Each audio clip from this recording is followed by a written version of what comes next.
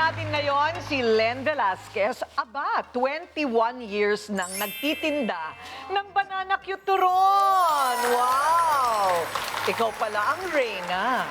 Okay, saan naman ang pwesto mo? Sa sa South Caloocan po, sa Barangay 3. Oh, Sa doon Ngandaan po. ka for 21 years? Yes po. Nung una po, na nag-start po kami, naglalako lang po yung mister ko, sa bahay lang po. Oh. Sa bahay lang po kami nagluluto, tapos nilalako niya po, nakabike siya. Oh. Ilalako niya po sa mga driver ng motorcycle. Ang mga ganun sipag, po. ah. Oh. Opo. Tapos po, nung tumagal-katagalan po, nakahanap po kami ng pwesto, doon po sa Malansing Market sa Sangandaan. Kaya po, doon po nag-start yung na nagkaroon po kami ng pwesto ng lutuan. Galing! O, di ba? Siya ay mag-iskarte.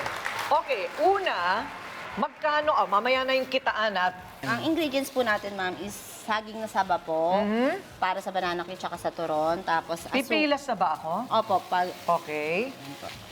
Tapos, asukal po, tapos lumpia wrapper. Pag Okay. po sa magbabalot po ng turon. kailangan brown sugar. Opo, brown sugar po. Okay, so, ang gagawin natin sa saba, yung saba kailangan hinog. Yung pang banana cue po, kailangan po medyo maniba po siya kasi pagka po mahinog po siya na niluto sa banana cue, malakas po siya sa mantika. So, kailangan po kapag banana cue po, medyo maniba lang po yung saging na pipiliin okay, yung natin. parang may konti pang berde-berde. Opo, tapos po sa turon, kailangan po hinog. Ah. Para po malambot po yung loob niya. Masarap pong kainin. Ay, ganun pala yun. Di ba? May natututunan tayo araw-araw. Okay, so sa banana cue, kailangan medyo maniba lang at sa turon, kailangan Malambot. hinog. O dito naman sa turon, anong gagawin natin? Sa turon po, yung iba po, ma'am, pagka po sa pangbahay lang na ititinda po nila, pwede po nilang lagyan ng asukal habang binabalot po nila. Halimbawa po, ayan. So, pwede pong idaw-daw nila dyan sa sugar. Ganyan. Okay. Tapos, So, i-wrap nyo po dito. konti lang ang ilalagay na Opo, sugar. kasi po sa labas meron din. Okay. So, konti lang. Okay, tapos, Dito po, sa dulo nyo po, ma'am. Dulo? Opo, tapos i-roll nyo lang po. niro-roll lang. Tapos tutupiin nyo po yung dalawang gilid. Paano Pero po hindi siya na masisigurado na hindi siya bubukas pagka niluto? Yung balot? Lalagyan po siya ng tubig dito sa dulo. Yun ang pang-seal. Opo. Bawal laway, ah. Bawal po ba? Hindi to sobre.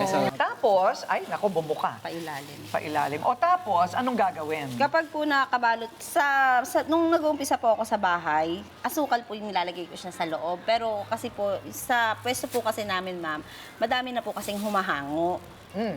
Anong humahango? Yung mga nagtitinda po, Okay. sa amin po humahango. Imbis po na mamuhunan sila, magluto sila.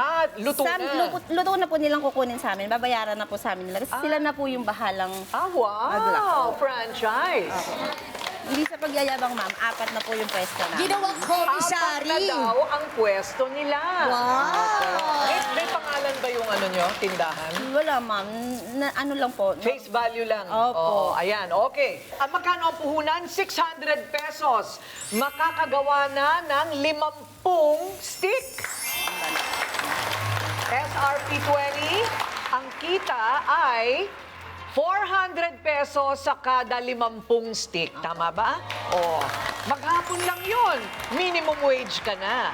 Diba? Tapos, pwede namang pandagdag lang sa kita. Parang sideline ba, hindi ba? Okay. Maraming salamat sa iyong pagturo para Mrs. Wais.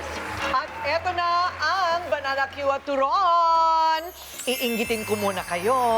Tanan! Turon! Turon! Ako muna, bago kayo.